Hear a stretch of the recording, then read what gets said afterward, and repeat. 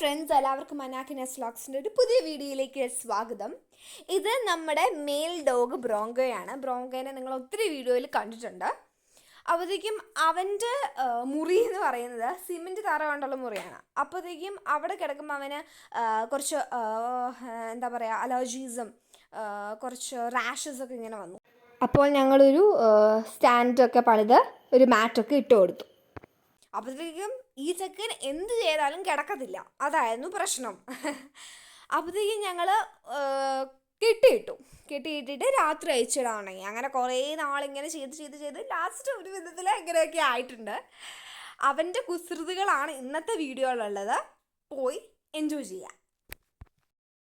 അയ്യോ ചക്ക, എനിക്കിഞ്ഞ് നേരമൊന്നുമില്ല അങ്ങോട്ട് കളിക്കാൻ വരാനാന്നായിട്ടൊന്നും എനിക്ക് നേരം കിട്ടുമൊന്നുമില്ല കേട്ടാ. ഞാനങ്ങോട്ടൊന്നുമില്ല. അവളൊക്കെ കയറി കിടന്ന് വെച്ച് ഷൂട്ടിങ്ങിന് വന്നപ്പോൾ അവളെ ഇറങ്ങി വന്നു. ഷെയ്ക്കാൻ്റെ കഥ വന്നോ. ഞാൻ പോവാണേ. അപ്പോൾ വാതിലടയ്ക്കാൻ പോവാണേ. ഓക്കെ, അങ്ങനെ കയറി അവിടെ കിടന്നോണം മര്യാദയ്ക്ക് കേട്ടോ. അവിടെ കിടന്നാ അവിടെ കിടന്നാ കിടന്നാ കിടന്നാ കിടന്നാ കിടന്നാ കിടന്നാ കിടന്നാ കിടന്നാ അവിടെ കിടന്നാ അയ്യ കിടന്ന അവിടെ കിടന്ന ഇങ്ങനെയാണോ കിടക്കണത്? ഇങ്ങനെയാണോ കിടന്ന അവിടെ കിടന്നേ അങ്ങനെ കിടന്ന. അത് ശരി, കിടന്നേ.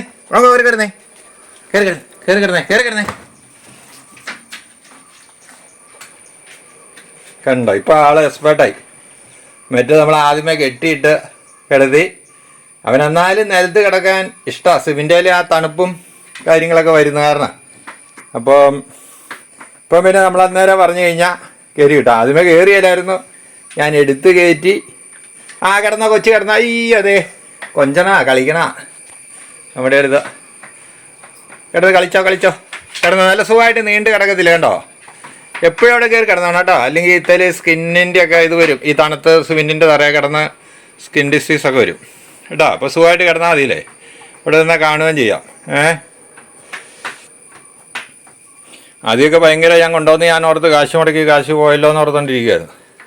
പിന്നെ എന്നാ വന്നാലും കയറി കിടക്കുകയില്ല. അപ്പോൾ 2 സിമെൻറ്റിൻ്റെ കള്ളിക്കൂട്ടിൽ നമ്മൾ ഇതുപോലെ സ്റ്റാൻഡ് വെച്ചിട്ട് മാറ്റിയിട്ട്, അപ്പോൾ നമുക്ക് 2 കൂടെ കൂടി 10,000 രൂപ മുടക്കുകയായി. ഇത് വന്നു കഴിയുമ്പോഴത്തേന് ഇവൻ കിടക്കുകയല്ലേ. എനിക്കാകെ ബുദ്ധിമുട്ടായി പോയി. കാശും മുടക്കിയിട്ട് ആ ഒരു പ്രയോജനം കിട്ടുന്നില്ലല്ലോ എന്നത്. പിന്നെ ഇവനെ ബലമായിട്ട് കയറ്റി അവിടെ കയറയിൽ കെട്ടിയിടുമ്പോൾ അവനവിടെ കിടക്കും. കെട്ടയച്ച് കഴിഞ്ഞ് വീണ്ടും പോരും.